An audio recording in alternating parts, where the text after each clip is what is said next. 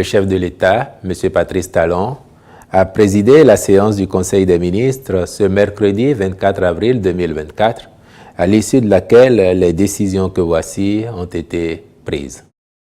S'agissant des mesures normatives, création du registre des bénéficiaires effectifs auprès de l'Agence nationale du domaine et du foncier. Il ressort de différents rapports de structures spécialisées, aussi bien nationales qu'internationales, dans la lutte contre le blanchiment de capitaux et le terrorisme, que le secteur de l'immobilier et du foncier est le plus susceptible de servir à investir de l'argent illicitement gagné. D'après ces mêmes rapports, notre pays n'échappe pas à cette tendance, car des immeubles peuvent facilement s'acquérir pour le compte de personnes physiques dissimulées derrière des personnes morales et ou constructions juridiques, sans que l'on puisse les identifier clairement. En effet, l'anonymat et l'opacité dans lesquelles se déroulent certaines transactions foncières et immobilières sont de nature à user de ce moyen à des fins de blanchiment de capitaux et de financement du terrorisme.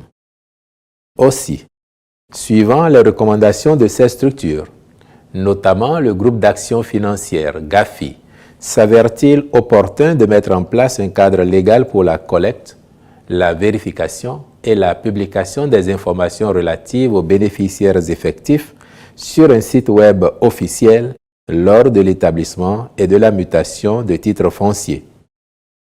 C'est à cette fin que le présent décret est adopté. Il consacre la création, auprès de l'Agence nationale du domaine et du foncier, du registre des bénéficiaires effectifs dans le secteur de l'immobilier et du foncier.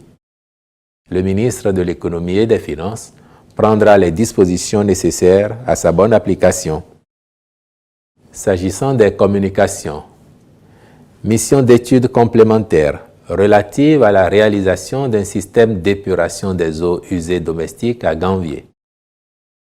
Dans le cadre de l'exécution d'une précédente mission sur le même objet, il a été demandé de procéder à l'analyse du dossier d'avant-projet détaillé réalisé par la société prestataire. Il en ressort les constats suivants. Aucune étude, budgétisation ou planification n'a été faite pour le raccordement et la collecte des eaux usées provenant des habitations, ce qui signifie que le système ne disposera pas d'affluents à traiter. Le dimensionnement de la station d'épuration des eaux usées est prévu pour 75 000 équivalents habitants pour une population potentielle de Ganvié en 2038. Or, celle-ci actuellement est d'environ 40 000 habitants. La cogénération biogaz ne présentera une valeur ajoutée qu'après un raccordement d'au moins 40 000 équivalents habitants. La gestion des boues après déshydratation n'a pas fait l'objet d'une étude. Cependant, elle peut être utilisée dans l'agriculture sous forme de compost. Au regard de ces constats, il est recommandé qu'une étude complémentaire au dossier d'avant-projet détaillé soit réalisée et prenne en compte le raccordement, la collecte, de même que le traitement des eaux usées. Elle sera assortie d'un cahier de charges d'exploitation et d'entretien du système afférent pour une durée minimale de 5 ans. C'est dans ce cadre que le Conseil a marqué son accord pour la présente mission et instruit les ministres concernés de veiller à sa bonne conduite.